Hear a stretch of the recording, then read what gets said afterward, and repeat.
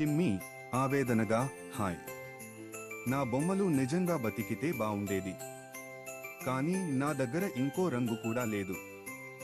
రహస్యమైన స్వరం, అయితే నన్నే వాడుకో చిన్న కళాకారుడా. టిమ్మీ ఆశ్చర్యంతో, అరే, ఇది నిజంగా కదులుతుందే. అర్జున్ చిలిపిగా, చాలా సేపు పట్టింది కానీ ఫైనల్లీ అర్థమైందా? అచ్చం ఇదే సరదా టైం. అర్జున్ ఆసక్తిగా, ఓహో, చాక్లెట్ ఫౌంటైన్ కూడా వేయాలి. టిమ్మీ ఉల్లాసంగా, ఇంకెందుకు, మొత్తం ప్రపంచాన్నే మేజిక్ చేద్దాం. టిమ్మీ తడబడుతూ, అయ్యో, నాకైతే కాస్త ఎక్కువైపోయినట్టు అనిపిస్తోంది. అర్జున్ నవ్వుతూ, ఎక్కువ?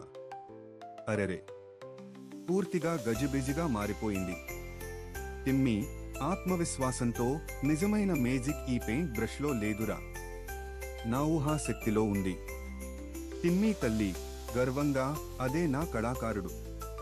టిమ్మీ తండ్రి నవ్వుతూ, ఈసారి కాస్త చిన్నదిగా మొదలు పెడదాం బాబూ.